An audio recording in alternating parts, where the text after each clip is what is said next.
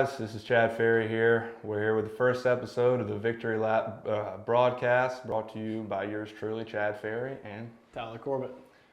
For here, what we're going to be doing for the first episode especially is just giving you some background about us, what we're doing right now with baseball, that good stuff. A pretty light episode to start. We're still getting into this, so as we go, we're going to need some of your help too to give us some topics to talk about as we go. But for today, like I said, we're just going to introduce ourselves and get going from there. Corbitt? Yeah, I'll start. All right, so my name's Tyler Corbitt. I'm a second-year grad transfer here. I came from the Citadel. Spent 3 years there, graduated, played ball 3 years there, and then came here last year and played a good bit of second base, played a good bit of left field. It was a good year, but really excited for this year, and we're getting going quick. Very quick. Yes, no kidding. We're jumping right into it. This is it's been fun so far, especially with the whole new staff, everything that brings excitement to the whole thing. And actually, Wednesdays, it's funny just jumping into it. Wednesdays are our mental toughness days. My legs are still recovering from yesterday. We had to be at the turf field at 6 a.m. to do sled suicides. For you at home who know what a sled or a prowler is, you know that pushing those things are not fun, much less running a suicide with those things. And then on top, you add a Versa climber, which is, like a ladder thing. Anyway, needless to say, the legs are feeling it right now. However, it's been a fun adjustment we've got going pretty quickly, and it's been awesome so far. But I'm Chad Fairey. I'm from Greenwood, South Carolina. I grew up an hour and a half away from here. Been a Clemson fan my entire life. My great-grandparents taught here. My grandparents live here, and Uncle played here. And so I got a lot of orange in my blood. So it's pretty cool being able to do this podcast, broadcast, and talk all about that. So. All right, let's. So it's called the Victory Lap for a reason. It's because we're both fifth years. We're both. This is our last run. So let's just talk about a day in the life for us. Wow, a day in life. Tell you what, fifth year grad student, stressful. It's really stressful. I wake up at about 9:30, 10 o'clock, make breakfast, and then hang out until practice. So yeah, it's real tough, I tell you what. I don't know, maybe you can attest to something No, else. I wake up at the same time, grab a little something to eat, do a little bit of homework if I have it. I got a couple online classes, go eat some lunch, go to practice, come back, sit on the dock. Yeah, that's really on the lake. So, yeah, that's a day in the life right there. It's a pretty good life of a fifth year, and it's not a usual one, but that's what makes it fun. Yeah, I'm not complaining at all. Heck no, especially with the way we got it set up. Fortunately for us, we're right here on the lake, and it's an awesome setup, and both of us, we really enjoy to fish. So occasionally we'll get down there late in the afternoons after practice and catch some fish, or if not catch fish, at least pretend like we did, and then hang out from there. Well, maybe we'll get an episode on the dock or show us fishing or something one day. Yeah, that would be ideal. Or at least trying to catch fish, maybe. Yeah. Well, I'm not always successful, but I give it my best anyway.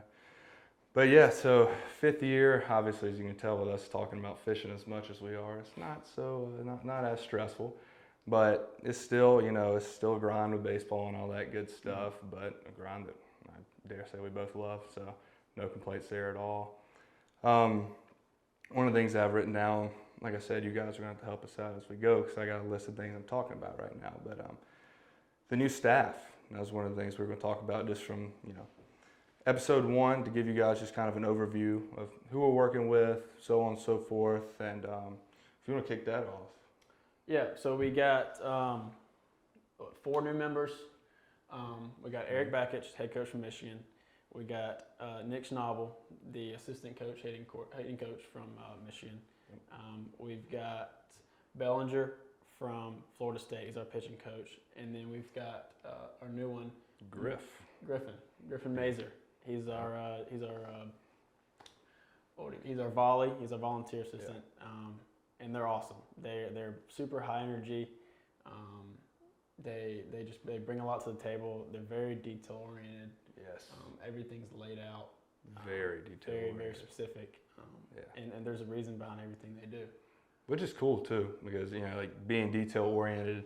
One of the biggest things that I've really love this year especially is if we're starting something at 3 o'clock, that means 3 o'clock. Like, we are rolling with it, and that's been one of the things that keeps us on schedule. Helps you plan out your day a whole lot better too, which is really nice. But all those guys, they're great, high energy, fun to be around too, and just even every day at practice, it's high octane, high energy, but still you can still chalk it down to being around a bunch of good dudes, which is awesome.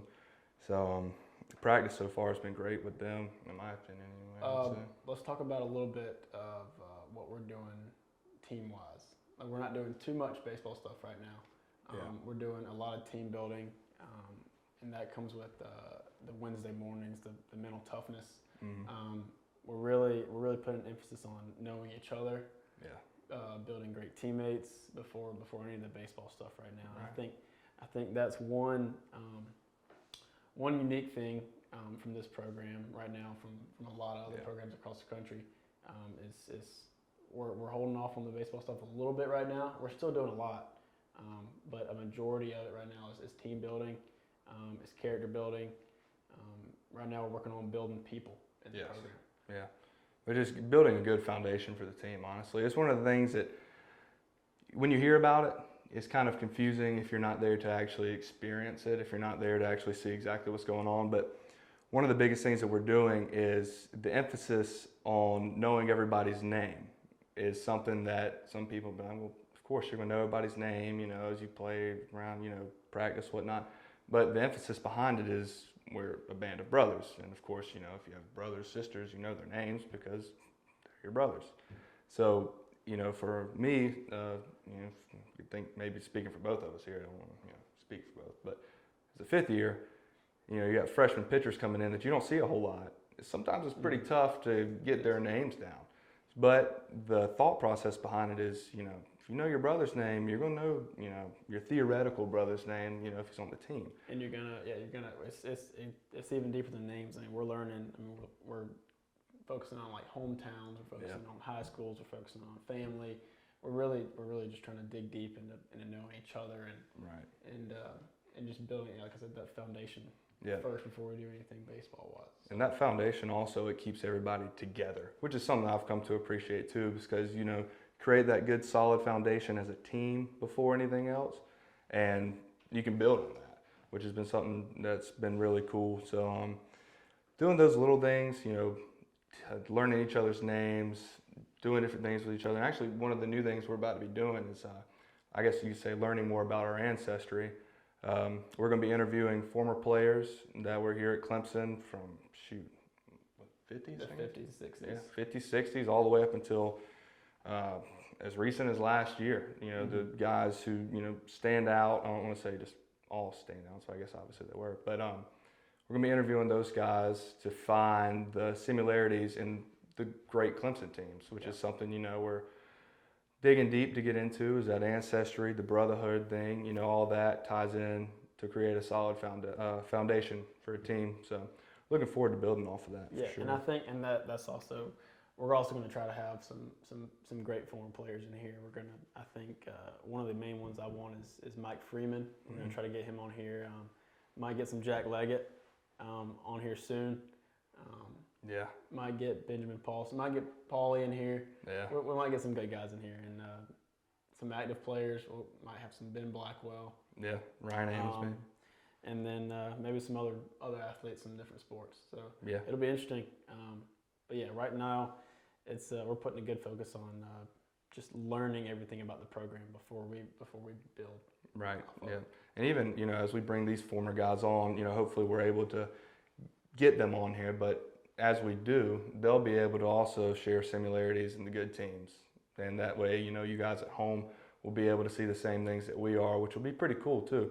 And kind of an interactive experience, I guess you could say, to some degree. But bringing those guys on will be pretty sweet, especially with all their playing time, pro ball, all that good stuff. All the guys, almost all of them went to Omaha. Yeah. It'll be just a lot of great talks and get you guys to send in some questions for them. Hopefully we know when and who's going to be coming.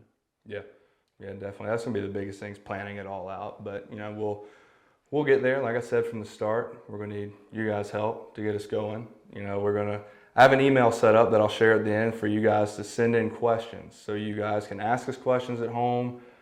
We'll bring them up. We'll answer them right here on air.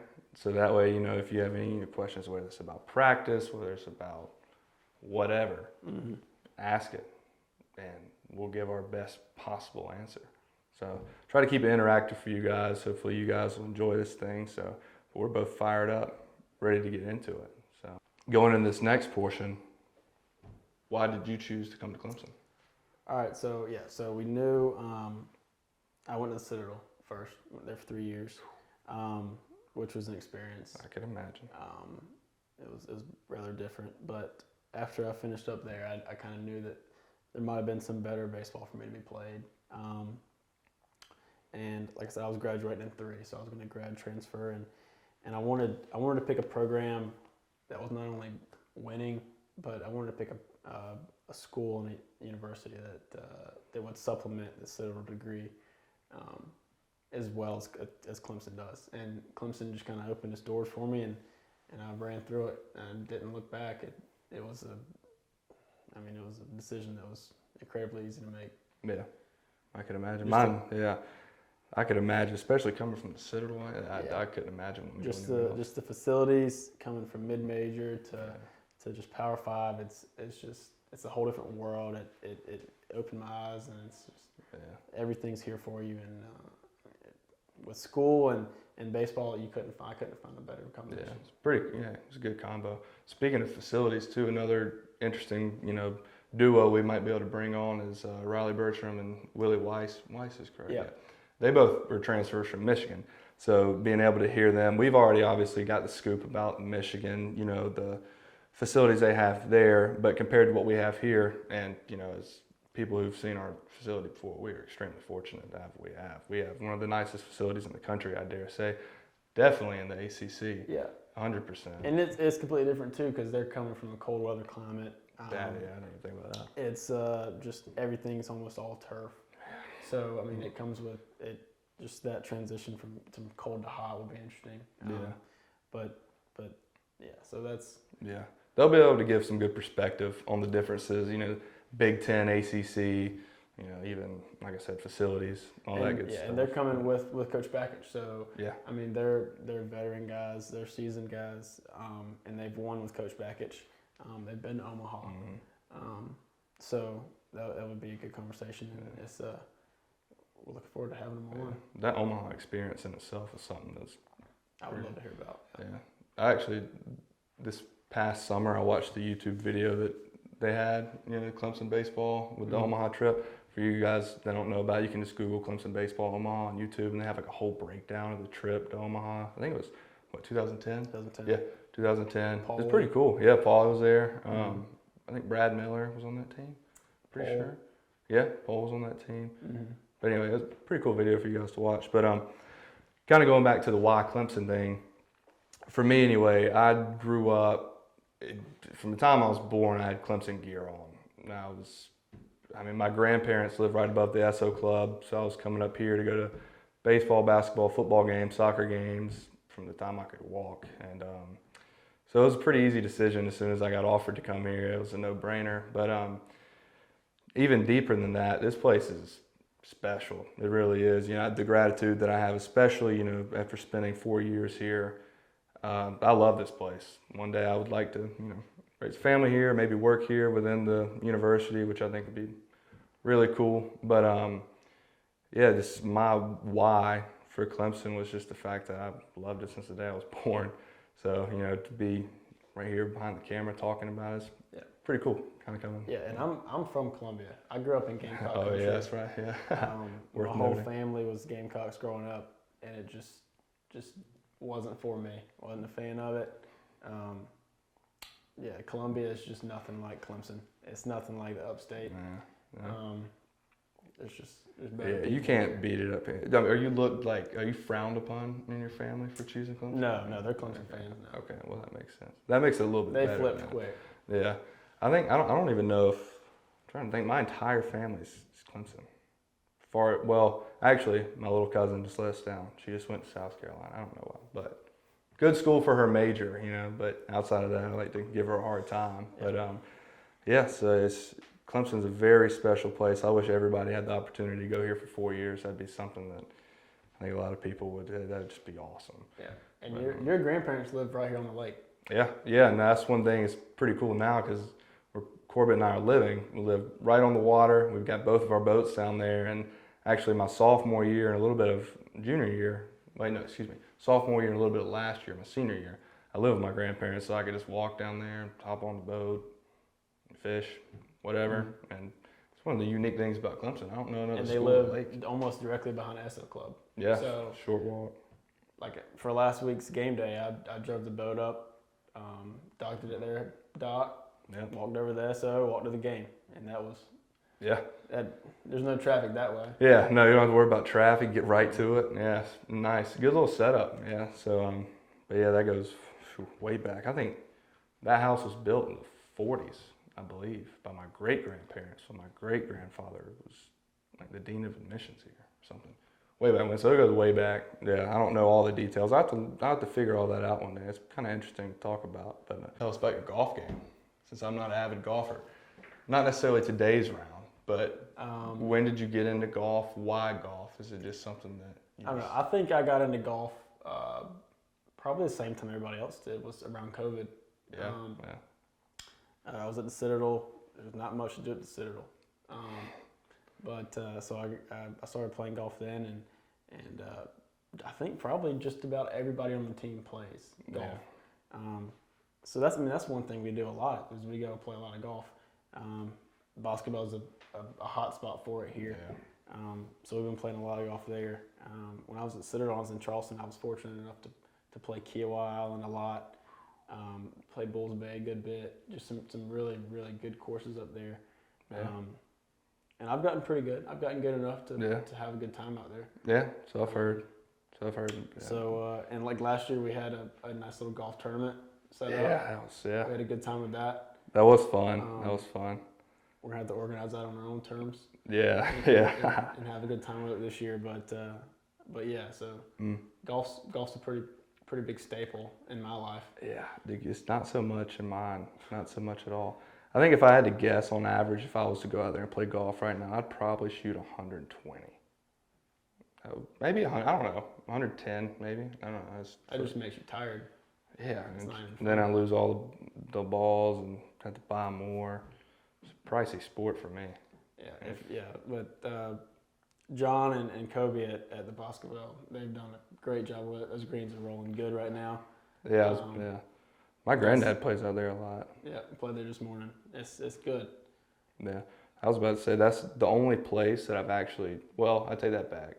I did play once in Greenwood back home, but the only time I've actually played an organized game of golf was with Ryan Ammons up here at basketball, and I don't remember how bad it was, but it was bad enough that I haven't been back since.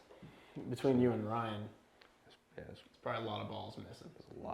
A lot of slices, a lot of screaming fours for people that are like directly to your left, which is never good. You know, you want a four to be kind of like that. Is Ryan left-handed? Yeah, we use the same clubs. That's how, like, I have clubs, but I just don't even mess with them. See, Caden golfs right-handed. That's interesting to me. He golfs right-handed, swings left-handed, throws left-handed. That's weird. So it's just backwards. That's completely backwards. But I feel like if I tried to even swing a golf club right-handed, I would just lose all motor function trying to get to the ball. So I don't think I'd be able to do that. But I don't know, the way I shoot left-handed, I might as well try right-handed at this point. Do you think the golf swing affects the baseball swing? Personally, no. I don't at all. No. I think my baseball swing messes up my golf swing. That is an interesting perspective on that. I've swung a baseball bat so much that there's it's instinctual now, and True. I can go out, like, if I took 150 swings yesterday in a cage, the golf swing is gonna be feeling a little iffy. I could see that. Yeah, no, I mean that makes sense. If I go play 2 rounds, I can go in the cage and it's gonna still be the hit. same old thing. Dang, yeah, that makes sense. I know I guess if I was decent at golf, I guess I would be able to say the same thing. I guess it'd be, My granddad, he was a pretty good golfer. Actually, my dad, he played. Fun fact: he played for Coach Leggett at Western Carolina when Coach Leggett was there, and my dad learned to play golf when he was in college. So I guess it's not too late for me. But he started when he was a sophomore, I believe. I got to play with Colby Patton this morning, which is he's a former golfer. He's a former Tiger. He shot a smooth 64, 63, one of them. Just the easiest. So we might have him on here. I mean, yeah, I was about to say, honestly, that's worth noting. because his dad was a Tiger. Yeah. He was a great golfer. Man. Tried his hand at the pros, but yeah, we might have to have Colby in here and talk about definitely. Colby would be a fun one to have. Yeah, he was a fellow fifth year for a while. Yes, he was. Yeah. But yeah, no, that'd be interesting. Yeah, definitely. I'm trying to think of some other things that might correlate between baseball stuff outside of, golf really, yeah. I did play tennis a couple times over winter break this past year. Never really played tennis. I actually really like tennis. A lot of people love it. Yeah, I wasn't really good at it because I just kept hitting it way over. Couldn't get the spin, but tennis was actually pretty fun. So Ben Blackwell loves volleyball. He goes and plays like recreationally. I like volleyball too. The only thing that scares me about volleyball is if I rise up, like block a shot and a ball hits me square in the nose. That'd just be humiliating. I think Riley and Willie are big fans of bowling. They go bowling a good bit. I've been bowling a little bit more this past year when the Clemson Life Kids on Sunday. That's actually been pretty cool, fulfilling experience. Yeah, talk about that. We'll talk about that opportunity, but Sunday we're gonna have an opportunity for the baseball team to have a day on the field with some those that are less fortunate. Special needs from like Clemson Life. Well, actually, I don't think it's even related to Clemson Life. It's called the Soaring Eagles. Yeah. Is that right? Yeah. It's this is another new thing that kind of going back to the foundations of our program. Coach Bakich is aligning things throughout the fall for us to do in the community. This one being with a special needs baseball team called, I believe it's the Soaring Eagles. They're from around this area. So it's a pretty cool experience to be able to do those kind of things. And it just goes to show, what kind of program we're trying to build here, which is something that I think is extremely important. In order to build a program, you got to start small and do things like that, I think, because they pay dividends in the long run. Mm-hmm. So yeah, that's something that there's no such thing as a little thing. That is very true. No such thing as a little thing. That's right. Wow, I might have to get that tattooed somewhere. That's one of our shared languages. It is. It's on our sheet. It's on our sheet. That is true. I went right over my head way too quick, so I guess I need to study the sheet more. Dang. I've never had a sheet with so many words. We'll talk about So we have a lot of classroom settings now. Yes. It's the only time me and Chad go in class ever. It's our baseball classroom at our facility, at our field. Yeah. We go in there every day, whether it's before practice or after practice, and we just talk about it's either team building stuff or it's we're going over. Just like baseball instruction, any kind of thing like that, any kind of instruction. Talk about schedules. Talk about, but it's a good opportunity and a good space to learn about whatever Coach Bakich has in store for us that day. Yeah. And we utilize it a lot. Yeah, that's one thing in years past. I guess it's hard to believe I've been here 5 years. But in years past, we used it, but we didn't utilize it to that degree. Yeah. We didn't use it like that, which is really cool to see, personally. For those at home who don't know what we're talking about, it's our second floor on our players' facility. We got new names for it now, which is pretty cool. But I think there's a video on Twitter. The pinned video on Clemson Baseball's Twitter that does the whole tour of the facility and whatnot. So the second floor with all the seats, that's what the classroom is now. So if you ever hear us refer to the classroom, that's what we're talking about. It's where we have our post-game interviews. Yep. It's where we have a lot of stuff. It's where Coach Bakich had his introductory interview once he got hired. Yep. It's a good space. And all right, so we're talking about that. We haven't even been let into the facility yet. No. That's something worth noting. Yeah, we haven't earned the facility yet. It's not that we just can't have it for whatever reason.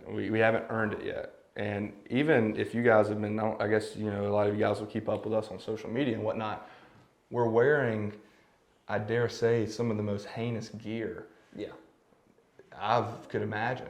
It's just plain. It's a set of plain orange shorts and shirt, and plain purple shorts and shirt. Yeah. So, I think the hat. And it's a plain purple like draw-back hat. Mine's crusty. And it doesn't get. But so with going off that, we haven't moved in the facility yet. We haven't used the locker room a single day. We haven't used our players' lounge yet. Our kitchen, anything. Other than the classroom, which is good. But we have a new sleep room, a new like a recovery room that we're using. Sorry, Bert. For Bert, if you're watching, it is what it is. We're sorry we took your kitchen away. But yeah, so we're looking forward to that. I think we're going to get to move in there Sunday, I believe, after our community engagement with the Soaring Eagles. Yeah, that's what it made it sound like. But the biggest thing behind that, which is something that at first, you know, especially outside looking in, you know, we have this $1 million facility, but not being allowed to use it, you know, it kind of sounds pointless. Like, what's the point of having it if you can't use it? But the thought process behind it and the principle behind it is something that everybody's bought into pretty well. Is you have to earn that right to use it. You can't just, you know, it shouldn't be taken for granted ever. You know, I think that's one thing. Unfortunately, this is more of a societal issue with kids our age, I think. But a lot of guys, recruits, whatnot, are just kind of like entitled. No, they are, and that's the whole point of it is to create a deeper appreciation for what we have. Yeah. And I know you do. I don't know. I can't talk for you about when you came in, but me coming in here last year, from a mid-major, from a program, from a school that had, Citadel only has 2,500 kids. Mm-hmm. And we had good facilities, but coming in here last year, it was a big change, and I had a huge appreciation for what we had now. And I know Ben Black was the same way, coming from Dayton. Yeah. But yeah, it's mind blowing, and I know it's easy for these freshmen to come in and kind of just expect the big and nice and shiny things. I know, like, even for me, you know, like, when you come in as a freshman, everything's so big and new anyway. Mm-hmm. You're just excited to be there. Yeah. And then I think the part where it starts to get where you kind of expect those things is like that transition between like sophomore, maybe junior year, maybe a little bit of senior year. But, you know, for me, at that point, I was starting to all just be, you know, I love being here kind of thing. But I think that, you know, just having to earn that stuff. It means more. Yes. Yeah, 100%. Even like our gear right now. You know, we are fortunate to get a ton of gear, all that good stuff. Yeah. But now, now we're making do with which, I mean, it's nothing to complain about, because like I said, we at Citadel we had I think 2 or 3 t-shirts, 2 or 3 shorts. So it's nothing that you can't handle, but with a program as big as Clemson and as well known and has as many resources as we have, it's just a culture shock to a lot of guys to not be able to use these facilities, and hopefully that'll make everybody just appreciate it and just not gloss over the fact that we have those, and that time and effort and money were put into those for us. Which is, it's really cool to see too, like even in terms of, you know, gear stuff, whatnot, you know, nobody really ever questioned it. No, it was everybody rolled with it. I think EB has that effect on people. Yeah, he only kind of takes a yes, and I love it. Yeah, it's a good thing. But his like drive for that kind of stuff is something that's pretty cool to me. You know, those kind of things, like, obviously I was appreciative to be here, to, you know, have the opportunity to go to school here, play baseball here, but I never really always thought that was our locker room to use. You know, like, I kept my baseball stuff there because it's the baseball locker room, and then, you know, you can't use it, you're like, changes the perspective. yeah. And it's not that I wasn't appreciative of it before. It's just that I never really realized how lucky we are to have it. Yeah. Which is a good thing. So I guess shout out Coach Backage for that. Coach Backage and Griff played for Coach Backage for a year. Yeah. At Michigan. Liked him so much he got him on as a volley at Michigan and last year, and then brought him over this year, and he's been awesome. I like Griff a lot. He's a younger guy. He's only probably 2 or 3 years older than us. Which is crazy. But he's a great resource. He's a great coach. Yeah. And I think the coolest thing about it is he's so close to our age. He's like a bridge. He's almost like a liaison. Yeah, exactly. Yeah, he's like a diplomat almost to keep peace between the two if something ever goes wrong. But he, the way he handles himself and whatnot, you'd think he's like 40. Yeah, no, not in a bad way. He's mature. Yeah, he's incredibly well put together. Yeah. So I guess as you guys get to hang around us a little bit more, you'll see him, and you'll get to know Griff. He's a great dude. Pretty good BP though. He's all right, but he needs some work on it. Let's talk about Brad Owens. Brad Owens, he's a legend. Brad single-handedly has probably provided us with. He is the most important person in Clemson baseball's program. I agree. Yeah, I would agree with that, truthfully. For you guys that don't know, Brad Owens is our director of baseball operations.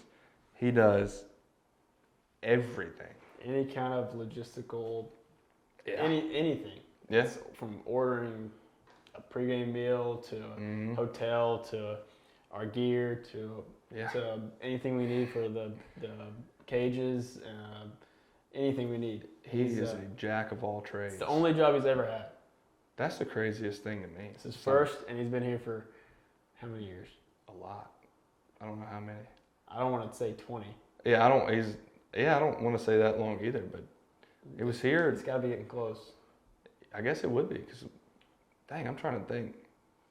Yeah, but to the point, Brad, golly, trying to think. If it wasn't for him, we wouldn't be able to travel the way we do. I mean, we have absolutely no complaints. And I think that was one staple of the program that just had to stay from the coaching staff change and transition. Is he was one part that everybody knew was staying. Yeah, he was such, I think his impact on the program, it's not, the thing about it, and a lot of you guys I'm sure may not even know Brad, his impact isn't really always seen because he's so... It's never seen. No, but the thing about it is they're all so important things that if we didn't have these things, we would not be where we are right now. I mean, I'm even thinking in terms of flights. He's booking every flight. He's making sure every ticket's, and everybody loves Brad. You can't say no to Brad. No, yeah.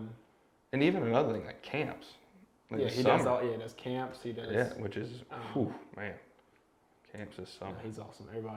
Brad, we're thankful for you. Very much. And somebody else too, while we're at it, Lindsay Ricketts. She's very much worth noting. Yeah, 100%. Because there'd be some guys struggling more than they are. I probably wouldn't be here right now if it wasn't for Lindsay. I would dare say. You can text her any time of the day, and she's going to help you out with whatever you need with class or any kind of scheduling 100%. Or tutoring. Yeah. She's our academic advisor, by the way. You can speak that a little more than I can. Yeah, God. Coming just to being in the undergrad. Yeah, no, 100%. My first, I guess 2 years. 2 years. 3 wasn't, third year wasn't bad. Senior year, breeze. My freshman year, God, if it wasn't for her helping me organize everything academically, there's no way I would have been able to pass. Even on the process of coming in with admissions and stuff, my parents were in contact with her anytime they needed, help or whatnot. She was great.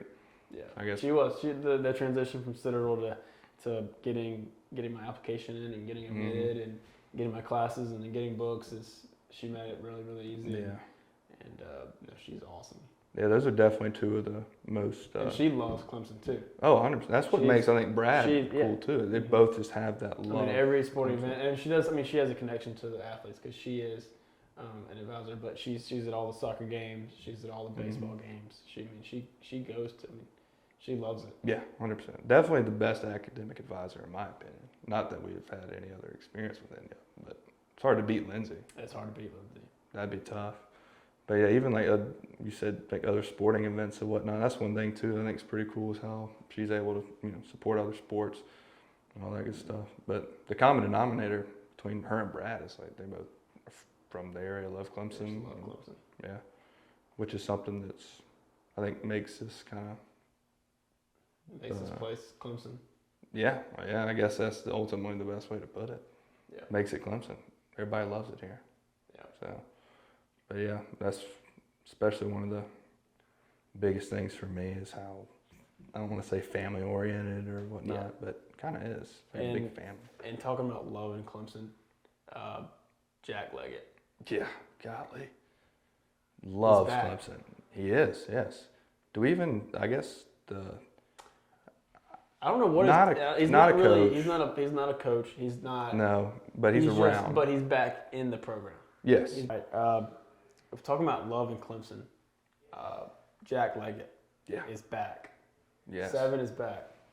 Well, heck yeah. 7's back. 7 is back. Very much back. And he's not a coach. No, not a coach. But he does provide information and fire and instruction and fire and just he's just been there and he's won. Yeah. And you can tell he's a winner. There's just so much experience. Yeah. So it's awesome. Just like he's like literally baseball history. Yeah. Which is sweet. There was so we had a kids camp this summer, and I had a little team with me. It was like 11, probably 10 or 11-year-olds. Mm-hmm. And Jack came up and he knew me already, and he talked to him for a second. And we were going up to the weight room and talked with Rick Franzblaw. Just kind of showed kids around.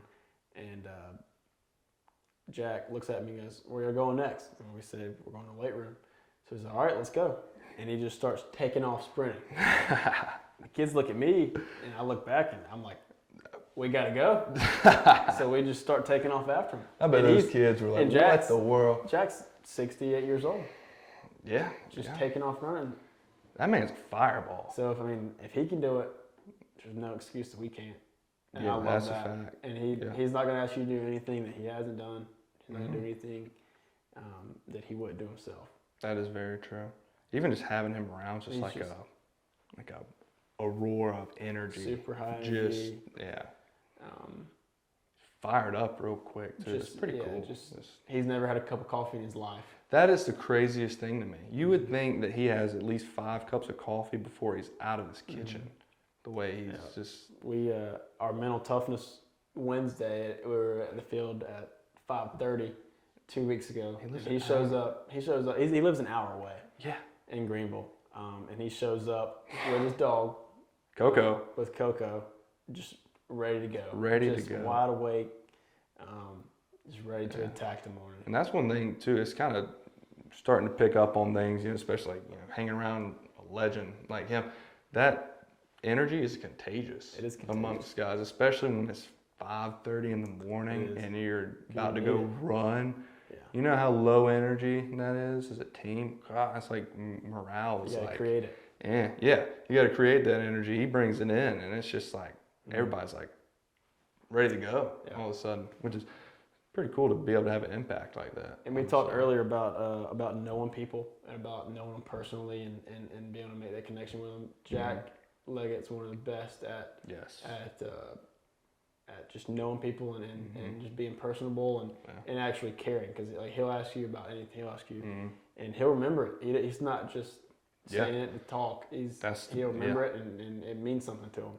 And I think that's one of the best things about him. Not all the games he's won or where he's been, but he makes everybody around him feel important. Yeah, even if I hate to say even if they're not, but everybody, literally. Whether it's an intern in the weight room, or when guys on the team, or some of the staff is helping clean up after a meal or something. Like he's asking questions. He's trying to get to know them, and it's awesome to watch, and just you try your best to imitate what Jack does.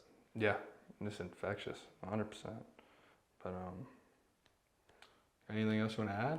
Anything else? I don't think so. I guess one thing to note while we were talking about people behind the scenes, Rick Flansbaugh, strength coach. Somebody else we can talk about at a later time, but that man, he above and beyond, dude's a genius. Somebody who's not really seen a whole lot that, you know, drives our program in the right direction. Great guy, great coach. Passionate. I'd love to get him on here. I think that'd be so fun. He would be interesting. We might have to change we have to be a little more orderly.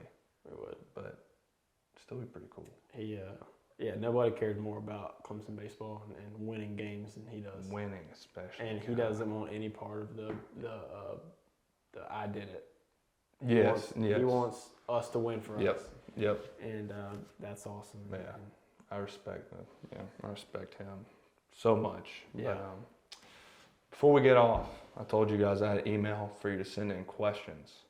You're going to have to bear with me because I tried to do Victory Lap Podcast at Gmail. However, somebody already had that. And then I tried a couple different variations of it, and it didn't work either. So I guess, you know, this is a little more background. I mean, my nickname is Cheese. Some people call me Cheese Man. And then Sarge. Sarge from Citadel. Rick gave me that name. Yeah, it kind of stuck with the old coaching staff and then the other guys. So Sarge, Cheese. And then some people call me Cheese Man. I got that nickname from a former player, Jordanathan Matthew Cooper. They were just messing with me one day. I hated the nickname and then it stuck, of course. But now I embrace it, obviously. But anyway, the email, capital C, and then I'll just go ahead and read it out. It's cheeseman and sarge at gmail.com. Capital C in cheese and capital S in sarge. And I spelled sarge S-A-R-G. I know how to spell sergeant, but I don't want to just put E in. That doesn't sound right. So cheeseman and sarge at gmail.com. Capital C in cheese and capital S in sarge. And like I said, sarge is S-A-R-G. All right? So don't try to hammer my grammar here. Just trust me, I got it. Anyway, so you guys send in questions. We'll do our best to get to them, answer them. Yeah. We want to thank Robert. I want to thank dear old Clemson, the Clemson Insider, for giving this opportunity to us to kind of just talk to you guys and sit around and have a couple conversations. Yeah, pretty sweet opportunity, honestly. I'm looking forward to it, especially getting to interact more with you guys on the other side of the camera. I think that's going to be something that's awesome. So give you guys a look at kind of inside the program, kind of inside the life of a couple guys that really don't have too much on their plate right now other than baseball. Yeah, this is about the one thing all week that I've had marked down besides practice. So that goes to show we're really stressing. Other than my tea time this morning and this is probably... Yeah. I guess that's it. Yeah. Anyway. So sweet. We'll have an episode every week. Yeah. And yeah, hopefully we'll have some guests on next week and then the weeks following. But that's it for this one. Yep. Thank you guys. Like I said, send us in some questions. And with that, I guess that's it. All right.